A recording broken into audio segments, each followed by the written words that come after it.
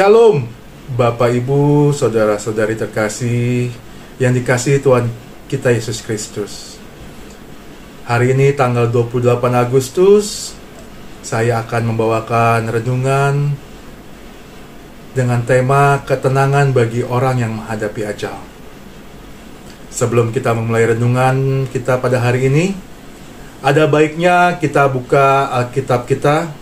Kita buka surat Rasul Paulus kepada jemaatnya di Roma, bab 14 ayat 7-9. Sebab tidak ada seorang pun di antara kita yang hidup untuk dirinya sendiri, dan tidak ada seorang pun yang mati untuk dirinya sendiri. Sebab jika kita hidup untuk Tuhan. Dan jika kita mati untuk Tuhan. Jadi baik hidup atau mati, kita adalah milik Tuhan. Sebab untuk itulah Kristus telah mati dan hidup kembali, supaya Ia menjadi Tuhan, baik atas orang-orang mati maupun atas orang-orang hidup. Satu hal yang pasti dalam kehidupan kita, yaitu ajal. Bacaan dari surat Rasul Paulus itu sangat relevan dengan subtema kita pada perenungan kita hari ini. Tidak ada seorang pun yang hidup untuk dirinya sendiri. Dari kalimat ini, kita manusia ditakdirkan untuk menjadi makhluk sosial. Kita harus bisa hidup untuk orang lain. Dalam arti kata, kita harus baik terhadap orang lain. Jika kita berbicara hidup baik terhadap orang lain, maka dasarnya adalah kasih. Sudahkah kita berbuat kasih pada orang-orang di sekitar kita? Bapa di surga mengasihi kita dengan mengutus putranya yang beliau kasihi ke dunia, agar dosa-dosa kita dapat ditebusnya. Itulah arti kasih sesungguhnya. Mengorbankan kepentingan diri untuk mengasihi orang lain.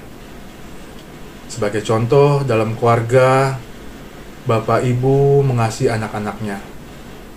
Adakah Bapak atau Ibu yang membiarkan anak-anaknya bertikai, sembari mengharap anak-anaknya yang bertikai itu untuk datang kepadanya?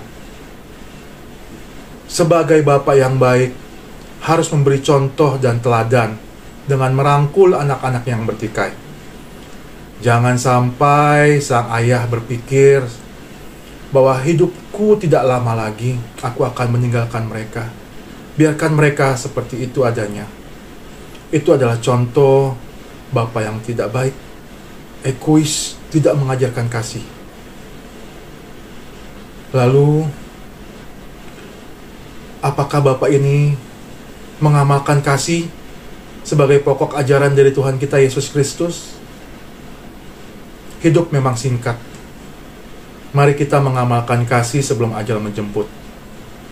Karena itu juga yang diteladani Yesus untuk kita semua. Saat sebelum ajal menjemput, Ia memberikan kasih yang luar biasa untuk kita manusia.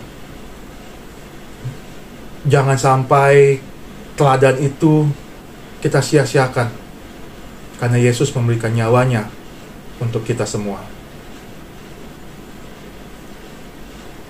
Hidup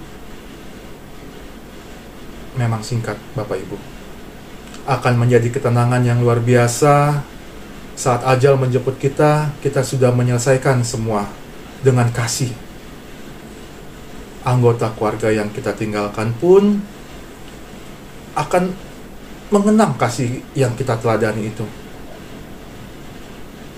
Dan kasih itu tidak akan pernah mati. Anak kita akan memberikan kasihnya kepada anak-anaknya dan orang lain di sekitarnya. Mari Bapak Ibu, saudara-saudari terkasih semuanya, pandemi ini mengajarkan kita satu realita hidup, yaitu kasih. Pandemi memberi dampak yang luar biasa bagi semua sektor. Sektor kesehatan sebagai contoh. Tetangga kita terpapar COVID. Apakah kita sudah berbuat kasih bagi mereka? Yang ada mungkin kita menjauhi mereka karena kita takut akan terpapar. seharusnya pada saat mereka sakit, kita bisa memberikan kasih kepada mereka. Kita bisa memberikan makanan, minuman, buah-buahan, obat-obatan, vitamin. Kita tidak perlu masuk ke dalam rumah mereka. Kita cukup taruh di atas pagar mereka, sangkutkan aja di situ. Lalu kita kabarkan kepada mereka. Di saat orang sakit, mereka sangat membutuhkan kasih. Lalu dalam sektor ekonomi, begitu banyak orang-orang yang kehilangan pekerjaan karena perusahaan mereka bangkrut. Penjual, pedagang, makanan, dan produk-produk lain sepi karena orang-orang takut membeli produk mereka. Seharusnya kita memberikan kasih kepada mereka. Kita tidak perlu takut untuk membeli produk-produk mereka. Sampai di rumah kita bisa panaskan makanan itu sebelum kita santap, atau kita bersihkan dengan sanitizer sampai kita benar-benar merasa aman. Maka marilah Bapak Ibu, di dalam hidup yang singkat ini, kita banyak perbuat kasih, dan jangan memperbanyak musuh. Karena saat kita mati pun, kita tidak mati sendirian. Kita butuh orang-orang untuk membantu kita. Menutup renungan pada hari ini, saya akan meninggalkan Bapak Ibu, saudara-saudari terkasih, dengan satu pertanyaan. Apakah kita semua sudah menjalankan kehidupan yang penuh kasih dengan benar? Agar kita bisa memberi ketenangan dalam proses menuju rumah Bapa di surga seperti yang Tuhan Yesus janjikan.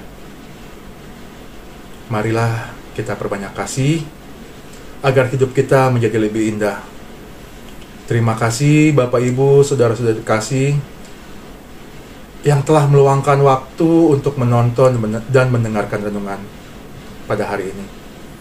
Semoga Tuhan Yesus Kristus melimpahkan berkat-Nya kepada kita semua, selalu memberi kita kesehatan, dan memberi kita keselamatan. Tuhan Yesus memberkati. Shalom.